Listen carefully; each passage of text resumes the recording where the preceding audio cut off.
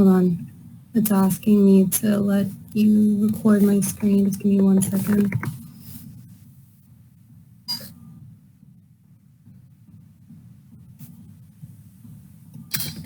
Okay, let me try again. Okay, can you guys see my screen?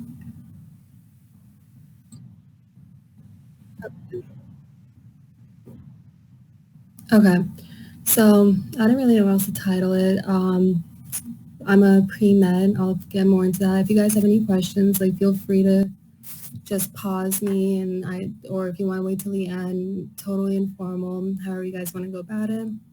So my name is Shubhangi Joshi. I live in Newark, New Jersey. I went to Northern Valley Ultimate High School. I graduated in 2018. Here's some pictures of me, my high school, my brothers, my friends. And then if you look at the down pictures, that's a summer program that I did where I got to do a cadaver lab and like a bunch of other things. I'll get into it. I go to Rutgers. I'm a junior. I'm currently majoring in the biological sciences and minoring in creative writing. And yeah, I just turned 21 and a couple months ago. And that's pretty much it.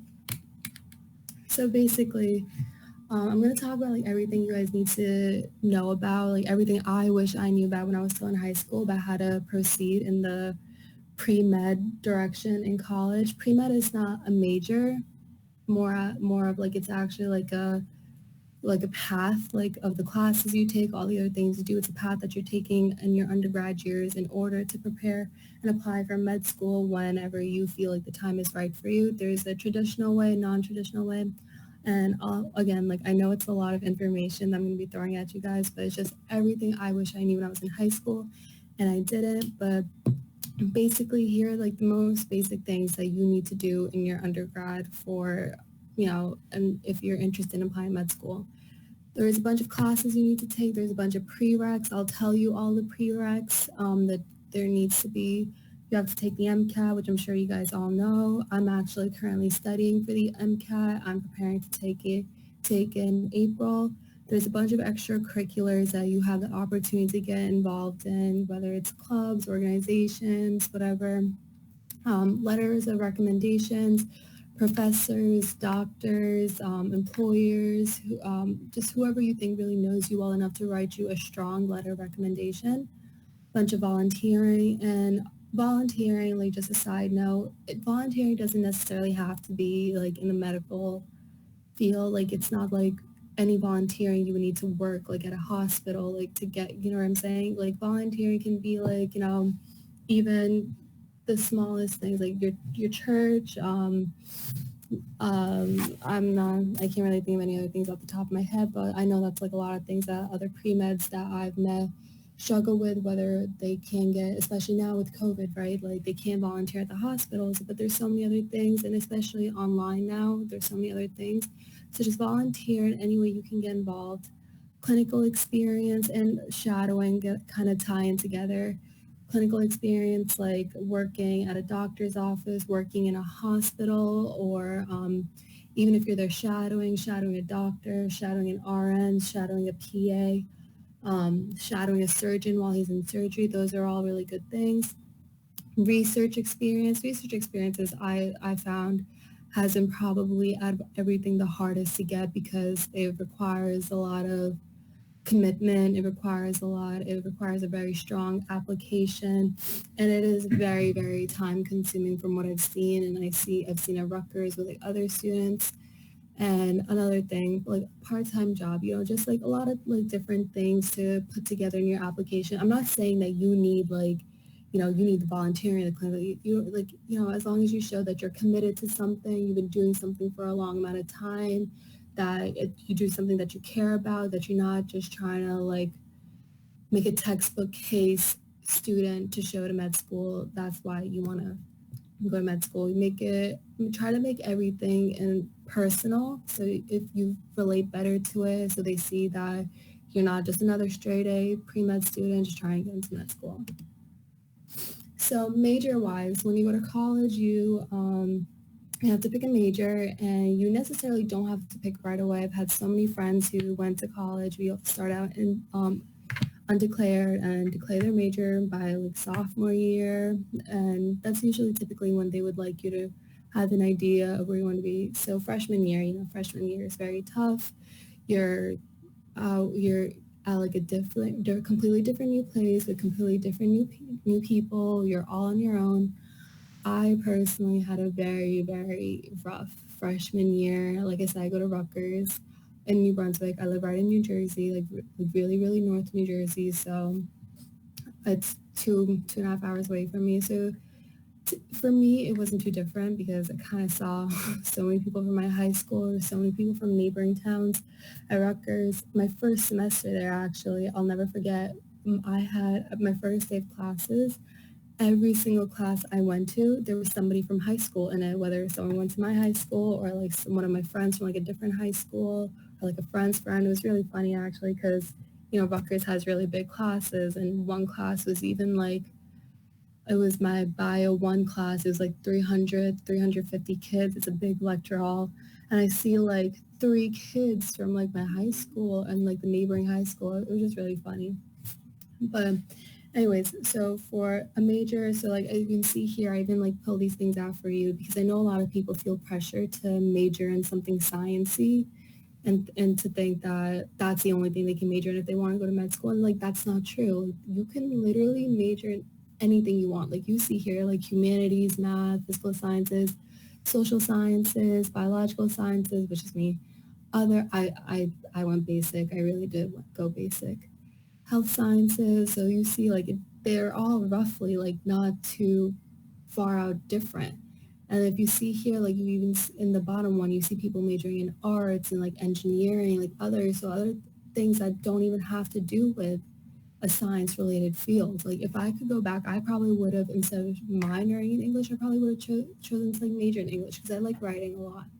So again, pick major in what you really like and what you're passionate about because that's what your classes are going to be. And like you don't want to spend like all this time, all this effort, all this money, all this energy taking classes in something that like you don't even want to and you're not even that interested in.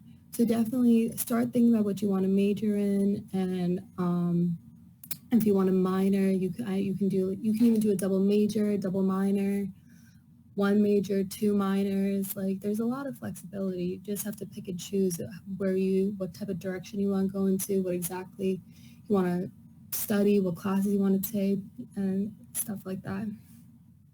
So classes wise, these are actually all the, um, like this is a very, very basic list of classes that you would need to take in order to apply for medical school. They require you to have these classes completed by the time you matriculate into the school. So for example, what I mean by that is I'm finishing up Orgo right now. I'm in Orgo 2, but I'm applying this cycle. So even though I'm applying and I haven't completed the class yet, technically, it's okay because by the time I will attend, if I get in this cycle, by the time I attend school in the fall of 22, I graduate May 22 when I join medical school in fall of 22, those classes will be completed by then, and like that's all that matters. So can't say for every school overall. Like some things will more pertain to Rutgers, and as it pertains to Rutgers, it has a higher chance of pertaining to a lot of the Big Ten schools, Penn State, Ohio State, just because they kind of have like a similar way that they go about things because they're in the same conference, same school size. And basically, you need 1 year of bio and lab, so that's bio 1, bio 2, and then just bio lab is just one lab. You typically take it when you take bio 2. 1 year of chemistry, so chem 1, chem 2, and then chem lab you take with chem 2. There's kind of like a pattern.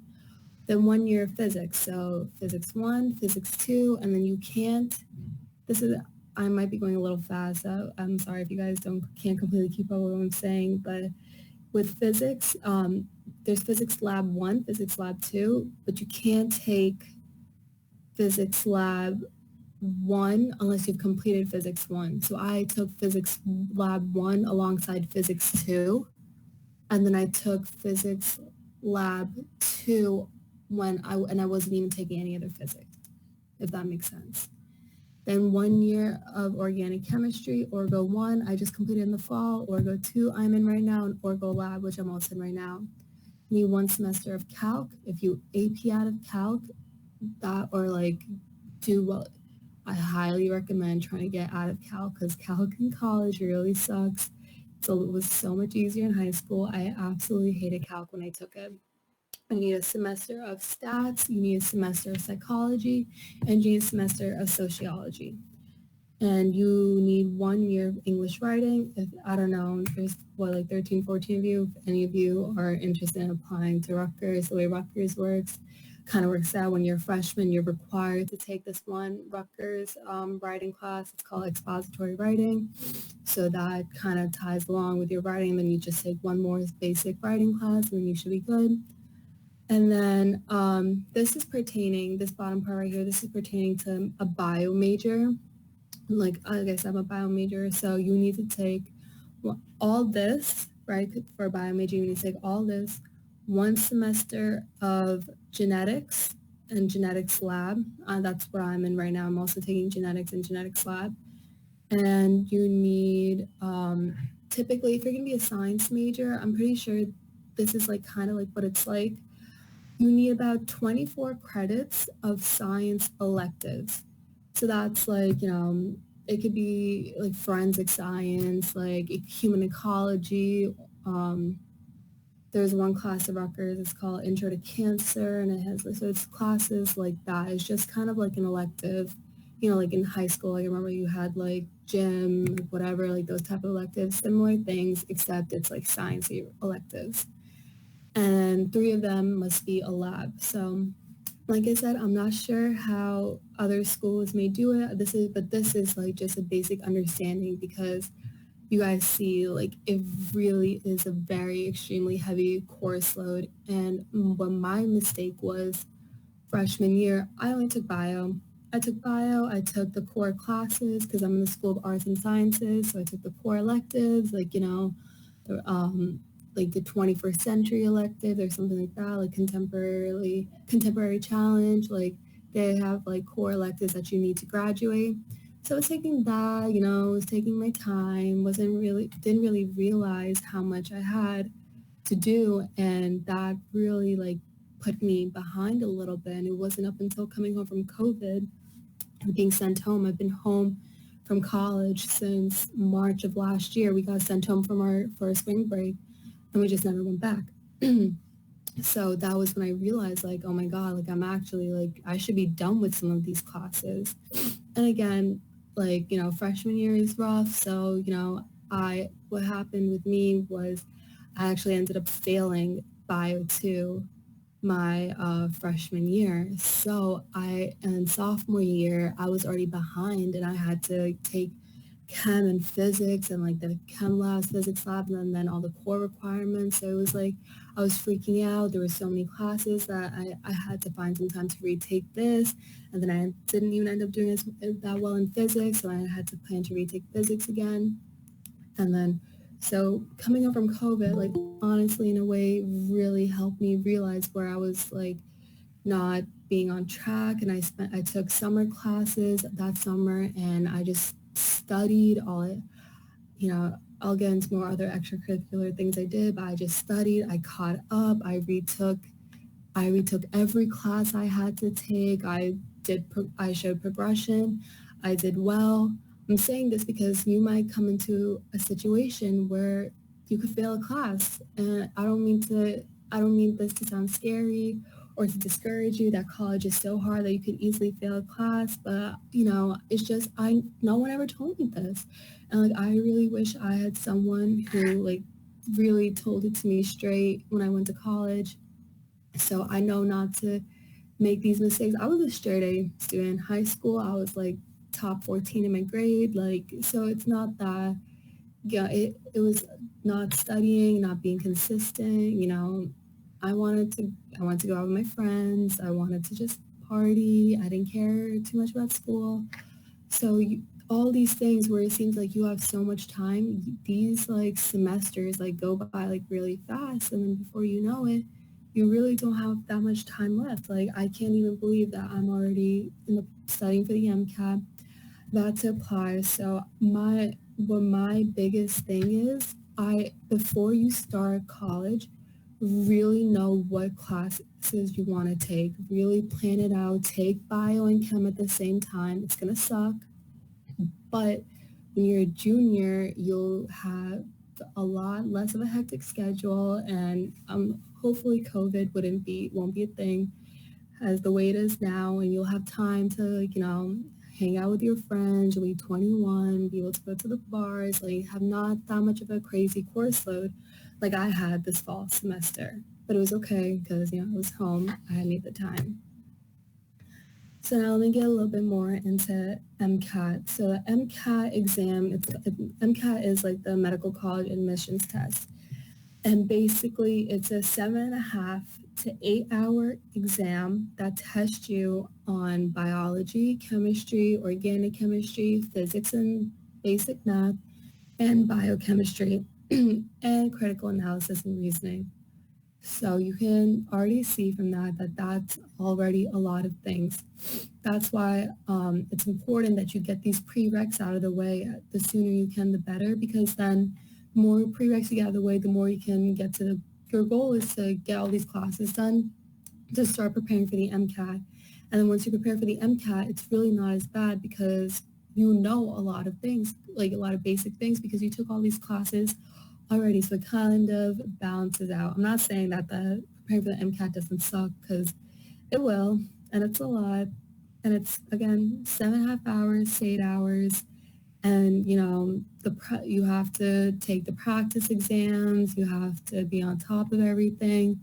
And it gets a lot. So you don't want to wait till you're a junior again and struggling with classes and like behind in classes and then studying for the MCAT, because that's just like a lot. And those aren't the only, while being two of the most important things, grades, GPA, MCAT, it's not the only thing that med schools will look at, but definitely up there. So I'm just going to talk about a little bit of what I do, because I told you guys, like, I struggled a little bit with my grades. Like, granted, they came along, but like I knew from the start that I would have to do other things to make up for my GPA is never going to be like amazing. It's never going to be a stellar GPA. It's never going to be like a 4.0. I know that. So I have to find a way to work with that. And it's okay. So many students have gotten accepted into med schools with a lower end GPAs, medium GPAs, high GPAs, and some high GPAs still get rejected from schools. So, and there's a lot of factors that go into it, but I'm just going to talk about some things that I do. So I'm part of the Rutgers University Medical Student Association. So that's where we it's pretty much kind of like this. It's like a all pre-med club technically. And we meet, we talk about like different opportunities. We have a lot of guest speakers, a lot of doctors, a lot of school students come to us. So it's kind of basically what like this club is, and we get assigned actually undergraduate students. So I have a couple of students who are like freshmen, sophomore, that like everything I'm telling you guys, I tell them, but I get into more specifics with them just because they're actually, they're doing, so I can guide them more easily and like tell them, oh, like take this class, don't take that class, take this professor, you know what I'm saying? I'm also part of Global Student Surgical Association, which is also more like a nonprofit end that just raises money for surgeries like all over the world. So in high school, I actually my friends and I created our own nonprofit charity. It was called Aurora Nonprofit Solutions. And it was actually a 501c3 certified organization, and we raised almost like $100,000. We got the presidential award. And we worked with a lot of charities in our community and like a lot of other nonprofits, and we've raised a lot of money for like homeless shelters in Newark and foster homes, and we just did like a lot of stuff like that. And I loved it. I was I was like one of the founding members. I was a board member. I was the head of my own committee. Like I had like people, it was like a whole thing, and I really liked it. So I wanted to do something nonprofity in college, and that's where I found this. And not only is it more on the nonprofit side, it's also, more like medicine based. So I really enjoyed that. Church volunteer. So there's like an Indian Christian church where I go volunteer at, and now it's stopped, but I was volunteering there for almost like 6 years. So I was there for a while. I contributed a lot of hours, and I finally took a step back from it because in March, main reason like COVID had to stop, so I helped them set up like the virtual meetings. But then after that, I had other obligations. It was time for me to move on to do more other things. I couldn't jumble everything too much at once because make sure you can't keep too much on your plate all the time. But the whoever I worked for there, they were so kind enough to write me a letter of recommendation for med school. So, and you see, we built that personal connection over 6 years, did a lot, and you get rewarded a letter of recommendation. Not only that, med school sees the commitment, they see the time, they see the hours, and, it just makes sense. So I'm also a part-time tutor and advisor for high school students. Through this one club. It's not affiliated with Rutgers, I believe. It's called Tutoring for You, and so like I help high school students with like their college essays, and if they ever need help with like something in school, even though to be honest now high school is so long ago, there's only so much I can remember. So, but whatever, mainly with like stuff like this for college. Like I said, I'm an advisor for undergraduate students at Rutgers, and Rutgers is affiliated with Robert Wood Johnson Hospital. It's one of the biggest med schools in New Jersey, and like Robert Wood Johnson has his own med school. I went to say, and the hospital is huge. I shadowed a neurosurgeon there my sophomore year at Rutgers. And then when everything went online, I still wanted more shadowing hours. So there's this website called virtualshadowing.com, and it's really great. It's based in, I believe, Texas A&M University is one of its like big backers, and it's really great. Every week, every Tuesday night, they send a link, and there's a doctor there from all the different specialties. We've had pediatrics, emergency pediatrics, there's OBGYN, neurosurgery, neurologist, orthopedist, so many different things. So I put the website down there if any of you guys are ever interested. When you go to call, whatever it may be, if you ever want to check it out or just read what they're about, it's just so easy. It's just so attainable. Because right now it's really hard to come in contact with any doctor, any shadowing. If you guys ever want to check it out, it's there, virtualshadowing.com. And right now, I actually work as a medical scribe. I'm an OBGYN scribe. So I see patients, I take patients' vitals, I send out prescriptions, I finish the notes for the doctor that I work for. I'm literally like his left hand. That's basically what a medical scribe does. Goes into the room, sees the patient, takes notes, sends things out, always just, and that's basically what a medical scribe does. So that's what I do.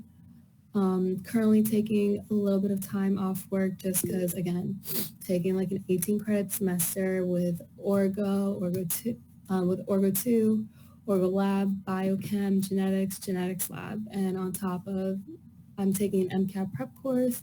So naturally, I had to take some time away from working. I will be back there after April 10th. April 10th is my MCAT exam. I did this program near my hospital called Stewart Alexander Program. Um, just so you guys have an idea, I know like you might have no idea what that is, you never heard of it, but basically I'm just saying this in case there's a program near you guys that you could do. So basically what it is, it's like a program for college students that allows them to do a 6-week rotation between a bunch of different specialties, and like you're shadowing the doctors, like you're going into the OR room with them, you're watching their surgeries all day. It was like the first pictures I showed you, like the group picture of all of us, and like I'm just gonna go back. Like this one, I don't know if you can see my mouse, but this one right here, this is all of us that did it. That's us. We scrubbed up and we were in the OR room, and that was from the cadaver lab. We also did a suture lab, and it was just a really amazing experience. And the doctors were like really, really, really nice. Sorry, I went too far ahead. And the doctors were really, really, really nice and really helpful. And, I became so close to one of the doctors, the OBGYN doctor, that's when he offered me a job. He knew that I was home. And that's how I found my job as a medical scribe. You go through Scribe USA, Scribe America, I don't know what it's called. I never really went about that route just because I think it's important to have personal connections. Not that there's anything wrong with Scribe America, I just know it takes such a long time to process. And, making personal connections is a big, important thing to do. The guy who ran the doctor, I should say, who ran the program is also writing me a letter of recommendation. My boss is writing me a letter of recommendation. So you just kind of have to sneak your way in, really, in any way you can, and get involved and, form a relationship. And then that's where, because these letters of recs, really will, make a difference between a 4.0 student who never really had any clinical experience or worked with any doctors but has the grades, as opposed to a 3.6 student, did relatively well, had all these doctors vouching. So you see what I mean? So whereas the grades are really important, other things can also make up for lack of. And the last thing that I'm involved in, I think, is this also kind of nonprofit group called Researchers for Change. And basically we're doing COVID research, we make infographics, and our goal for the summer is to put together a paper, like a proper paper about all of our research and get doctors to sign off on it and get it published. I personally think the two hardest things to do as an undergrad is get clinical research and get your research published. If you could find any situation where you could get yourself involved in that, I highly, highly recommend it. Even me, I don't really have any research experience. This is probably the closest thing I have to a research and publication. I would love to work in a lab and do something more, but that if couldn't find anything, it was really hard. I wasn't serious enough about pre-med up until later. Had I been more serious, I would have had more opportunities, etc. So I just put together a timeline of basically around when you should get different things done. I know, again, I'm throwing a lot of information at you guys, and it may seem really, really overwhelming, but I promise you will thank me when you're in college, because these are all, especially if you go to a big school like I do, Rutgers, no one tells you anything. The advisors, they suck. The pre-med advisors suck. The major advisors, they suck. 99.9% your college advisor is going to suck. So you have to you're really just all on your own. I hate to say, and I know your teachers probably are telling you too. Just my teachers used to tell me in high school, and my friends were whatever, they don't know what they're talking about. When was the last time they were at college? But you really are on your own. It becomes a lot to handle and balance. So you really do need to be on top of things.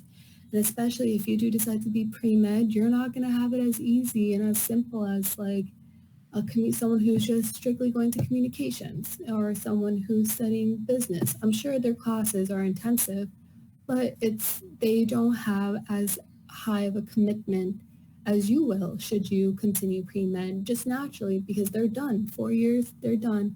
You're taking all these 4 years to prepare for another 4 years of med school, right? And then those 4 years of med school, what are you preparing for? It could be anywhere from 3 to 7 years of residency. And when you're a resident, what are you preparing for? You're preparing for a fellowship if you want to do a fellowship. And when you're a fellow, what are you preparing for? To become an attending. And when you're attending, you just have to make sure you're doing your job every day. So it's a lot, and it's a lot to think about, and it's a lot to be serious about. And the sooner you get serious about it, the better. So freshman year, take your prereqs, take bio and chem both in your first semester. Take your classes that pertain to your major. To join clubs, join organizations that summer. Try to volunteer. Try to get involved at school, and then Sophomore year comes around, continue your prereqs, continue your electives, do some shadowing, and then move up higher in all those clubs and extracurriculars you joined in. And that summer, if you shadow, volunteer, get a part-time job, etc. I'm sure you guys know where I'm going with this. Junior year. So now I'm going to talk a little bit more about the application process, which I know is so far out for you guys, so I'm not going to get too crazy into it. I'm just going to give you the basic gist. You have a couple of options. So option one, say you don't want to take a gap year like me. I don't really want to take a gap year. I want to go straight to med school after I graduate. Finish your prereqs. If they're not all done, it's still okay. And I recommend preparing for your MCAT. You can take your MCAT at any point you really want. You can technically, I think even like if you're a freshman, you can take it. I'm not 100% sure, but like it's highly, highly looked upon. It doesn't happen just because you're still so unprepared because you still haven't taken a single class yet. Why would you take the exam when you haven't taken the classes? You know what I mean? It's just a given rule that don't really take your MCAT until either maybe you can do it the summer before junior year or in junior year. Like you can study all that whole summer after sophomore year, take it beginning of junior year. Say you do okay, all right, you still have time to take it again. And if you're happy with your score, then you're done with the MCAT. And then in the application cycle starts like end of May, beginning of June. I'm pretty sure the portal opens like June 1st. Done with your MCAT, finish up your classes, and then you send out your applications, and that's on June 1st, and that's usually how it is. And the sooner you send your applications out, the better. And I'm not gonna lie, I really don't remember how the college application process was in high school. I don't remember at what point you applied. I don't remember if you applied end of junior year, beginning of senior year, or I really don't, but this is how it is for med school. I have friends who are pre-law, pre-dentistry. It's a little bit different for them. Applying to med school is a very specific process. And then when you're a senior year, you finish all your all your classes have to be done. All those credits that you need to be done at spring semester of senior year, you're graduating. All your prereqs should be done. All your core classes should be done. All your major electives should be done. Everything should be done. And that time period, your secondary applications come in. That's when you get interviews, and that's eventually when you commit to medical school. So if anyone has any questions about that, I know it's a very confusing process, and there's different ways to go about it. But another way is you can take a gap year. So a gap year is you finish senior year, you finish all the prereqs, but say like you didn't do amazing. Say you got some C's and you want to go back and you want to do better, you can go back and you can do a post-bachelorette. They call it a post-bac.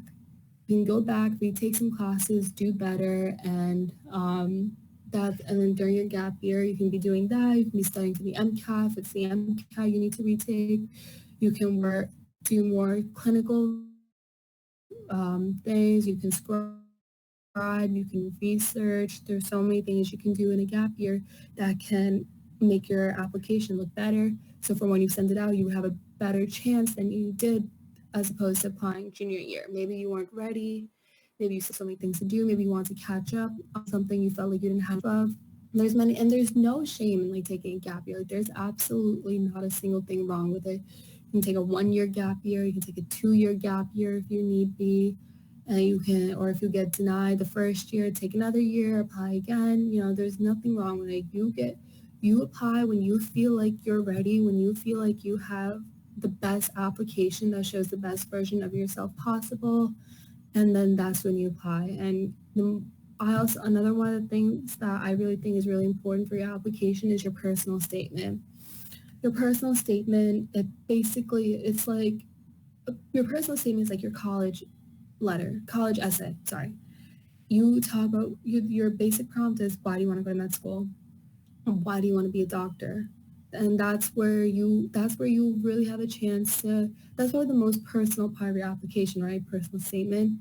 So if you don't have the best grades or you don't have the best MCAT score or something, you can come up with, you can really explain stuff like that there. You can really talk, you can really, it's probably the most like honest part of the application, right?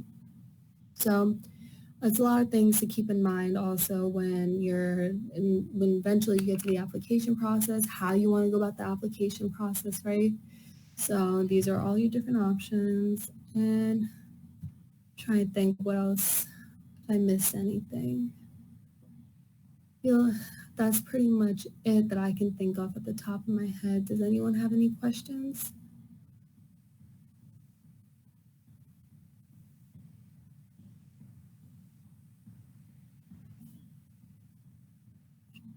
Oh, I see a chat. Can you be a medical scribe as a freshman? Yeah, definitely. You can be a medical scribe as a freshman in college. I wish I was able to, but that I wasn't able to find anything up until later.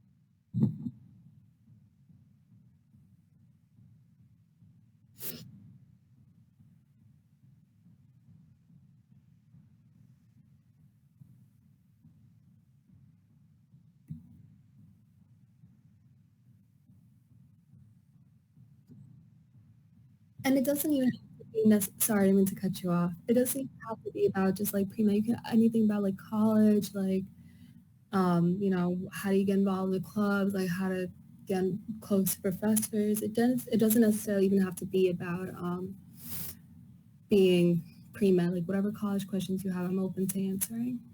Oh, I see one. What was the program you used to get the scribe position or the, it was a, it was a very specific program at a hospital near me that just allowed undergraduate students to come and shadow doctors. So it was through shadowing the doctors that I was able to meet the one that hired me, the OBGYN. And I thought it was a great opportunity because I want to be an OBGYN.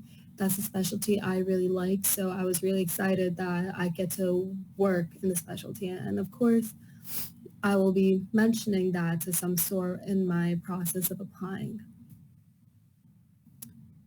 Did you look at a college based off majors you were interested in or majors that were good for pre-med? Maybe that can show.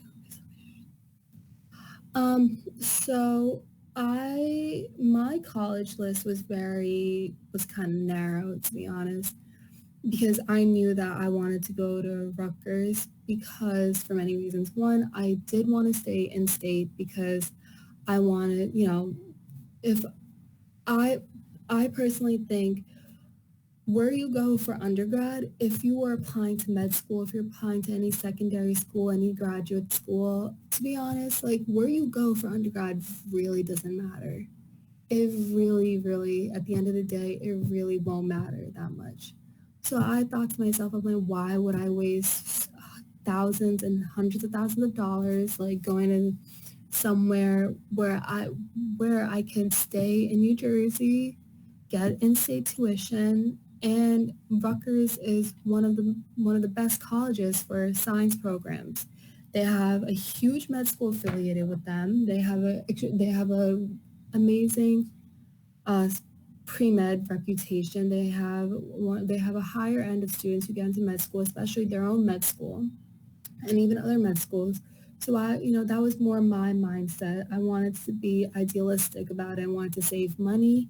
I knew that this was going to be a great school with a great program, which it is. Rutgers science program is very looked highly upon.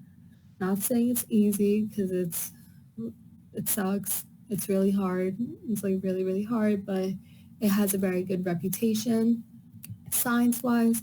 And it was just like everything that I was kind of looking for because now when I go to med school, I have a lot of flexibility of where I would like to go to med school.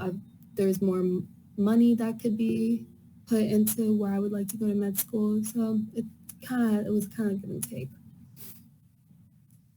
Um, Do medical schools look at how many experiences you've had, like amount of clubs, or how much you've done those clubs, regardless of the amount of clubs? It's always quality over quantity. If as long as you're doing something meaningful, you're getting involved, you've been there for a while. It's not, even if that is like a million clubs and you do like things here, and let me rephrase that. Even if it's a million clubs and you're doing a lot of good things in all those clubs, that's still really good. But if you're joining like 20 clubs, like not even going to all the meetings, but like saying you're about like there's nothing like sustainable there. It just shows that you're trying to join clubs, but you can't commit to anything. Med school wants to see commitment. That's why it's such a hard process, and it's probably one of the worst processes to go through because they really want to see you. They really want to see how dedicated you are. And I'm going to tell you this right now, when you take bio your freshman year, that's your first commitment test. That's bio is one of the first weed out classes for undergraduate students, because I remember when I took bio my freshman year, in the fall semester, I actually did fine in bio one. I did well in bio one. It was bio two that I failed. But bio one, right off the bat, like I want to say 300 kids dropped pre-med at Rutgers in my freshman class. Anyone who's interested in pre-med, right off the bat, 300 kids were like gone. So that's all these classes are also a test of your commitment. Do you have it in you to push through and make it all the way to Orgo, or are you gonna quit after bio, or are you gonna quit after chem, after physics? And like that's they're all weed out classes. They really are. But again, like I said, you put in your work into every little bit thing, make a good quality of it, quality volunteering, quality um, shadowing, classes, clubs, clinical experience. And I thought I made a slide on it, but I might have accidentally deleted it, or maybe I didn't. But I was talking about other things, like don't forget to have fun. Like I know after all I said, you're like, where's the time? Because it's so much to do all the time. But like it's also like your age is like 18 to like 22. Like that's such a important like age, and you learn so much. Like you're gonna make so many friends. You're gonna have so much fun. You're gonna go out with friends. You're gonna have a really fun time. But you have to realize that you have to learn to balance that. You have to put in your hours of studying, go to office hours with the professors. But then also don't be scared to get involved in like other things. Like don't there's stuff like the school paper, all like for Rutgers, they have like their own radio show. Get involved in stuff like that too. Do things that you are really passionate about. If I could go back and if I could fix my mistakes, like I wouldn't try to be so textbook case.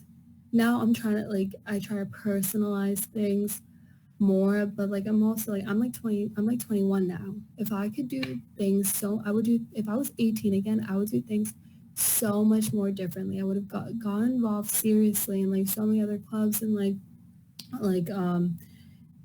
I joined one of I'm Indian, by the way. Like I'm Punjabi, so I'm like from Punjab. It's like a state in India. So I joined like there's like a Punjabi association. I joined that. That's something totally non-medical, but it's something very personal to me.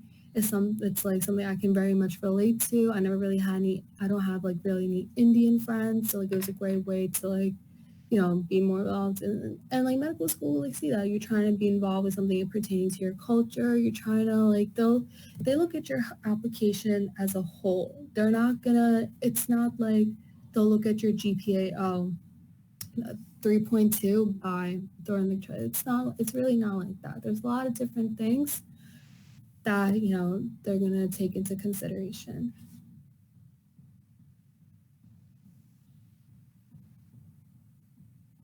Yeah, sure.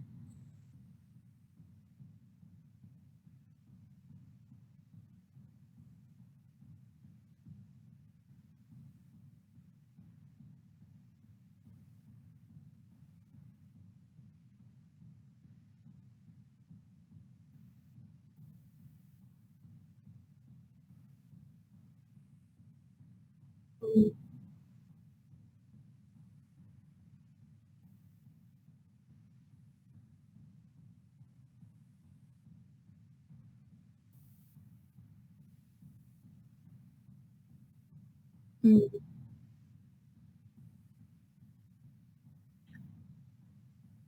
No, I agree. I don't think you should transfer AP credits over, especially for class, like for like psychology. If you took AP Psych, maybe that wouldn't be like the worst one to transfer over. But I do agree completely that high school biology, which I don't know what year you probably take AP Bio as like a senior, right? I took AP Bio, and I could have AP'd out of it, but like I didn't, just because I knew that, and like see, like I didn't, and then I failed, and like it kind of bit me in the ass, but like I learned the material, and now when I'm studying bio for the MCAT, there's so many chapters I can skip over just because I was like, oh yeah, I remember it. Let me show you, actually, I have it right here. Let me show you my MCAT bio textbook, because once you see the textbook, you're gonna be like, okay, maybe I shouldn't skip. So this is, I can't even see myself, so I don't know what you guys can see of me or not, but this is the MCAT biology textbook. So you see how much information that is. It's like, I don't even want to know how many pages are in. It's like almost 600 pages, this book. And I can guarantee you everything you learned in AP Bio is probably maybe like couple of pages in this textbook, because it's just incomparable, the amount of information. And once you learn the information in college, like you learn it in a different way, and it kind of sticks with you. And then when you go study that, it won't be as bad, because you're going to look at that and be like, oh wait, like I do remember that, like I learned that in school. So, and same will go for like chemistry in high school, especially AP Chem, is completely different than in college. It's just, they get more specific, more in depth. It's just it goes by faster, so you're covering more material. So definitely, I know you guys want to AP out of all these classes. Trust me, I wanted to also, but in the long run, it's going to benefit you so much, because by the time you take the MCAT, you're all going to be like 20, 21. How are you going to really remember anything that you learned when you were, what, 17? You know what I'm saying?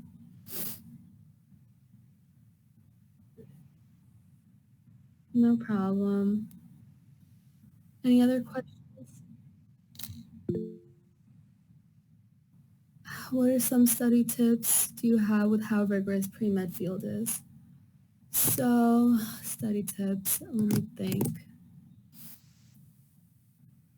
So, what I do is that I don't fall behind, and I stay on top of my studying. Is, for example, like I had biochem today, right? That was my only class today. I had biochem this morning. I look at the syllabus. I look at what we're learning today. My class is like 10:35. This was like at 8 o'clock this morning. So I went to the textbook. I quickly reviewed a little bit what we were going to study. If I had any questions, I wrote it down on a separate piece of paper. And when I had class, I already kind of knew a little bit what he was talking about, because I studied it a little bit on my own. And then as he was going through, everything made more sense. And like some of my questions I had for him got answered, some didn't. Those that didn't, I asked him during our lecture those questions. And then after that, after class was over, I made like I like flashcards. I really think flashcards are like one of the best ways to study, because that's the best way to recall information. And studies have shown that recall methods of studying, as opposed to taking notes and reading notes, is more beneficial to actually understanding and learning the material better. So I made like a couple of flashcards pertaining to what we learned, and like tonight, probably after I get off this call, because I haven't done any schoolwork since, I'm gonna use those flashcards to like test myself. Doing stuff like that, making flashcards, making practice questions. I remember my favorite way to study, and this was in high school, so it was a little bit hard to do in college, because there's just a lot more information. But I remember in high school, because like the notes were, it was a lot of notes, but that really like times 10 is what you're going to get in college because it's just a lot more. But in high school, what I used to do is I used to make a lot of fill in the blanks. Like I would rewrite the notes, but put a lot of fill in the blanks, and then I would just fill in the blanks myself.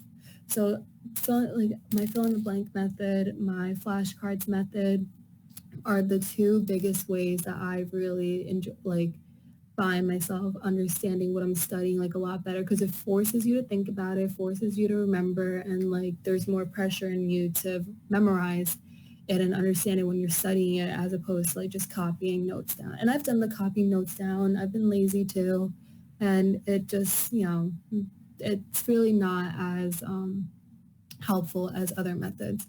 And when you get to college, I really recommend practice questions. I think practice questions for these classes is the most important because there's only, the one thing is about college professors, they're very lazy. So, so the odds are they just reuse some questions. There's been so many times I've done study guides for some classes and I've answered practice questions and those questions ended up being on the exam. And like these exams are like an hour and a half exams, right? So like that's what a typical college exam is. It's like an hour and a half, hour and 20 minutes. And say if the exam is 50 questions, there's a good chance 3 to 4 of those questions could be from, a practice question that you did. And professors will give you the practice questions, like, but again, like they're lazy. So it's a very good chance that like it'll be repeated from years, or if you find um, like 3, 4 years old exams, which you will, because the students like always collab somehow. Someone finds an old exam and you do those practice questions and it shows up on this exam. It happens literally every single time. But just doing stuff like that, being on top of it, studying the material after every little bit just to make sure you still know it. Oh, no problem. Bye, Miriam. I'm glad that it's helpful. But yeah, so that's what I think is the best way to go about it.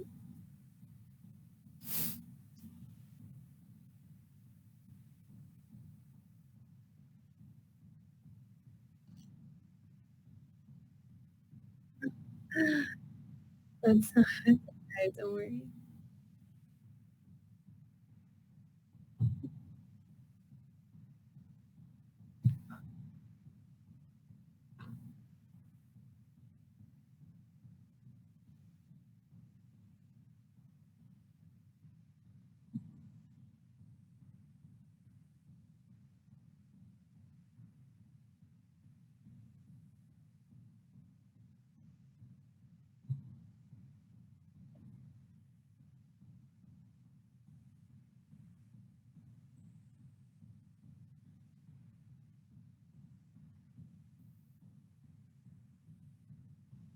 Of course.